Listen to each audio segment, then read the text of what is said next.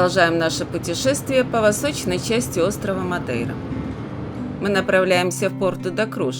Это прибрежный городок в северо-восточной части Мадейры, который расположился в живописной долине между Атлантическим океаном и горами.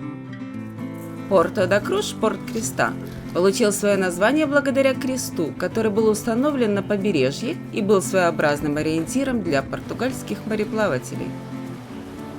Порто-да-Круш, порт креста, получил свое название благодаря кресту, который был установлен на побережье и был своеобразным ориентиром для португальских мореплавателей. Главной достопримечательностью города является фабрика-музей по производству рома. Она была открыта в 1927 году. Большая часть оборудования, которое в ней находится, сделана еще раньше. Машина, хотя и старая, но в прекрасном состоянии и отменно работает. Это до сих пор действующая фабрика, которая производит несколько сортов рома. На фабрике ром перегоняется из местного сырья – сахарного тростника.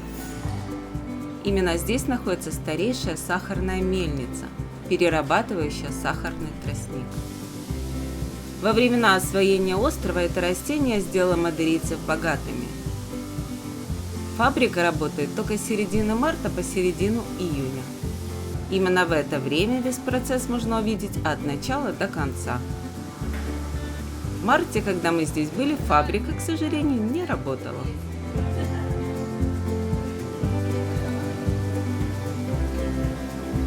На территории фабрики есть бесплатный музей рома Касса де Рум.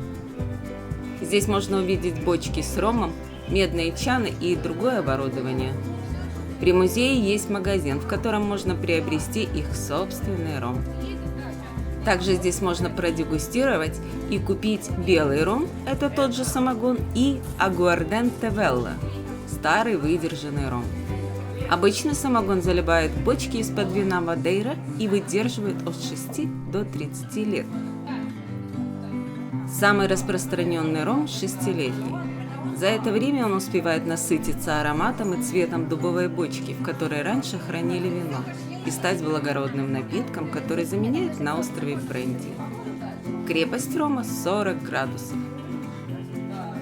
Если летом на юге волн вообще нет, и океан весь спокойный и гладкий, то на севере летом и зимой сильные волны – дело привычное. Это привлекает сюда серфингистов. Здесь находится одна из серфинг-школ Мадейры. Для учеников школы очень удобен для проживания отель Хотел Вилла Белла 2 звезды, который расположен недалеко от школы. Здесь находится начало горных пешеходных маршрутов. Для подготовленных путешественников есть захватывающий подъем на гору Пенха-де-Агуа, скала Орлов. С ее вершины открывается фантастический вид на Порту-да-Круш. В городе есть общественные бесплатные бассейны с морской водой. Покидаем северный берег и отправляемся на юг, юго-восточную часть острова, в городок Машику. Это второй по численности после Фуншала город Мадейры. Машику был первой столицей Мадейры.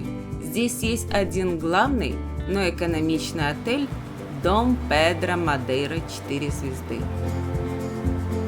Отель несколько староват, но наличие в 5 минутах от него песчаного пляжа делает его для туристов весьма привлекательным.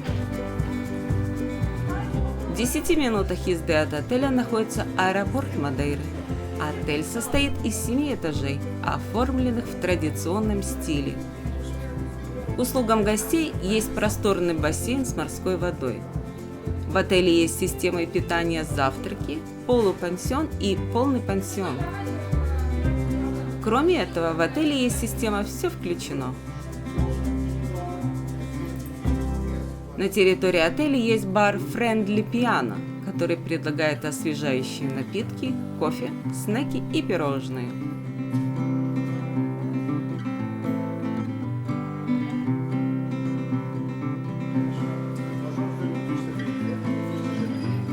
Всего в Дом Педро Мадейра 218 номеров, из них 152 стандартных номера, 60 клубных номеров Club Rooms и 6 сьютов.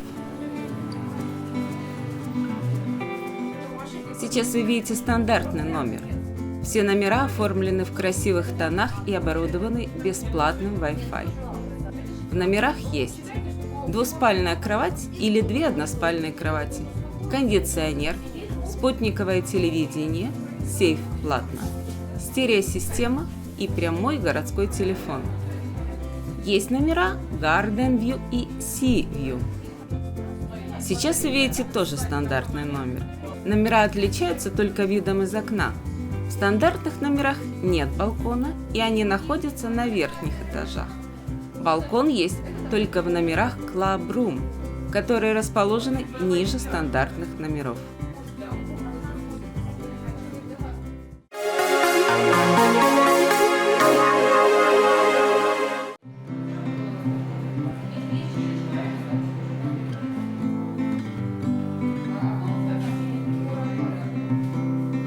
Сейчас вы видите клубный номер. У него уже есть балкон.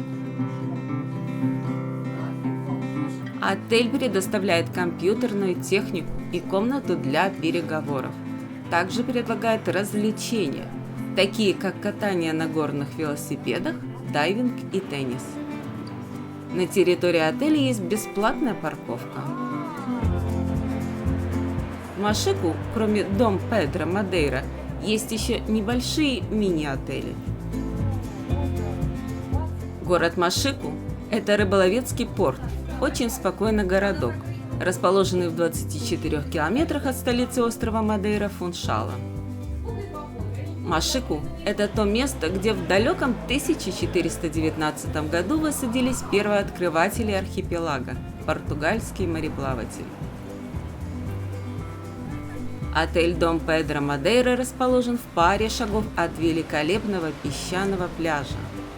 На Мадейре есть 2 песчаных пляжа, созданных человеком. Один на юго-западе в Калете, второй на юго-востоке в Машику. Бухта в Машику – прекрасное место отдыха для тех, кто не может обойтись без песчаного пляжа. Сюда можно приехать на междугородном автобусе из Фуншала всего за 40 минут. Пляж небольшой, но очень гармоничный. Зонтики и лежаки на пляже можно арендовать. Возле пляжа есть платная автостоянка.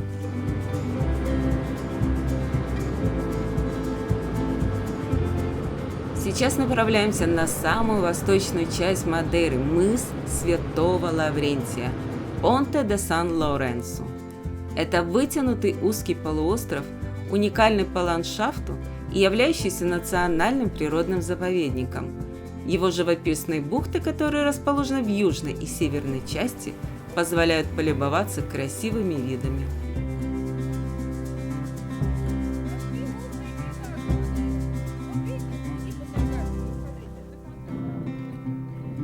Вы видите отель «Мини-город». У него есть своя пристань для яхт. Сейчас здесь достаточно зелено, потому что сезон зимний. Зимой здесь зеленеет трава и весной даже распускаются цветы. Но с приходом лета все приобретает желтый оттенок. Будет ощущение, что здесь все вымерло. С этой точки открывается красивая панорама Мадейры. Можно сделать снимок острова по всей ширине, с севера до юга, все 23 километра. В хорошую погоду можно увидеть и остров Порту-Санту, и острова Дезертаж. Вулканические бомбы, разбросанные здесь, круги вокруг них – лучшее подтверждение того, что Мадейра – это остров вулканического происхождения. Это место называют лунными пейзажами Мадейры. Эта часть самая не похожая на Зеленый остров. Здесь с момента открытия острова португальцами никогда не было никакой растительности, кроме травы. Восточная часть Мадейры, которая начинается от Фуншала и простирается до самой восточной точки острова, является самой густонаселенной и самой освоенной частью острова. Здесь же расположены и основные зоны проживания туристов на Мадейре. Сейчас мы заглянем на Санту-Антонио-де-Сера, Святую гору. Здесь находится самая английская деревня Мадейры – Санту-де-Сера. В ней большинство домов – старинные английские усадьбы с великолепными парками. Некоторые поместья находятся в частном владении, некоторые превращены в отели. Это небольшие мини-отели в красивых парковых зонах. По соседству находится большое гольф-поле, на котором проводятся международные соревнования. Оно считается одним из самых зрелищных в Европе. Есть конные фермы, где можно покататься на лошадях. Раз в году проходит кроличья охота. Но главной достопримечательностью Санту-де-Серра является парк. Парк тоже английский. Основан английской семьей Бленди. Парк открыт для всех желающих. Можно прогуляться по его аллеям и полюбоваться на цветущие зимой камелии, азалии и рододендроны. Заглянуть в маленький зоопарк. К сожалению, мы опоздали, и парк был закрыт. По воскресеньям здесь проходит большая сельская ярмарка. Здесь же находится церковь святого Антония де Серра, которая была построена на месте часовни XVI века. Ставьте лайки и подписывайтесь на наш канал Smart Travel. Вас ждет еще много интересных видеообзоров. Спасибо за внимание и до скорых встреч!